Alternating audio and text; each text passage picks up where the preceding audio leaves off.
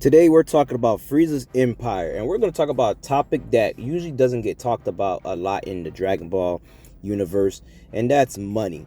Anything dealing with money, it always depends on like things dealing close to Boma being rich. You may get a few things about like kings and stuff like that, or 18 grilling Krillin to join a tournament to get prize money and stuff when it comes to the tournament. But other than that, it's not really a show based too much on money. A lot of the characters you see is like, that's not really one of the main focus. But a good thing is to talk about Frieza and his empire. We heard different names. You have the Frieza army, you have the Frieza empire, you have the Frieza force, and of course the dub name that was created, the Planet Trade Organization. Now, a question I always wondered was, who were the people that Frieza was, conquering these planets and selling them to? Because there was a thing going on that they would conquer the planets and they'll sell them to the highest bidder, like an auction. So I always wonder, like, who are these people, and the like people that have the money to pay and how they pay and stuff. And that's something that we never really got into, to see like how was Frieza funding, his empire and stuff, which he pretty much initially inherited from King Code.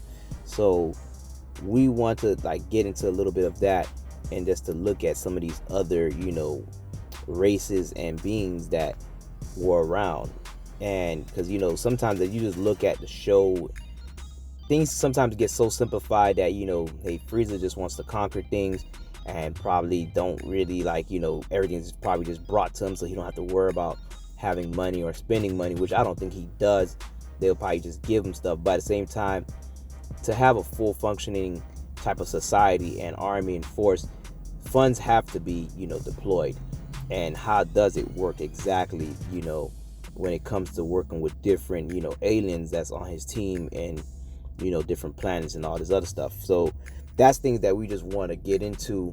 And see, in the series they don't really give us too many clues about this stuff. The only thing that we have when we look back at the history of the Saiyans is that King Kai told a story about the Saiyans and about how they ventured from another planet. They eventually got hold of a spaceship somehow to come to the planet Plant, which becomes planet Vegeta. And they meet a group of aliens called the Arcosians, who ends up giving them money and technology and stuff in exchange for them to kind of work. So these people can probably be the brokers that's go around and work with the characters and people from like the Frieza army, and are probably the ones that's paying all of these different alien races to pretty much kind of like work and for them to make money. And I think that is something that they should touch upon this a little bit more with them, and they can probably make something in the future about these other alien races. Because one thing we do know is that when it comes to like an empire organization, especially when it's something like Frieza, who's pretty much the man in charge, who's running everything, and with word to get around that Frieza is gone and a lot of his people were taken out, there's sure to be another group, or you get what I'm saying, of aliens out there who may want to try to take his place. And probably some strong people as well, who probably might train to try to rebuild that army and keep it going. So those are other things that they don't really touch upon. And it will be interesting for like a story on something like that, because maybe we can get new type of ideas when it comes to the future of Dragon Ball, instead of kind of like recycling old ideas.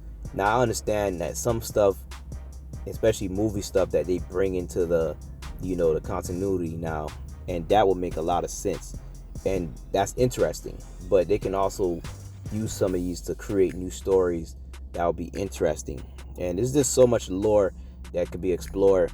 And like I said, maybe we could get more insight on like who are the Arcosians. Like originally that's who was around and stated to be the ones that's funding these people, so they may have some type of money and maybe a lot of backing from different alien races and technology and things to that nature, and could probably still be around doing the same thing, you know, finding aliens, giving them money and technology to pretty much buy and sell planets and stuff like that. So all that is still possibilities.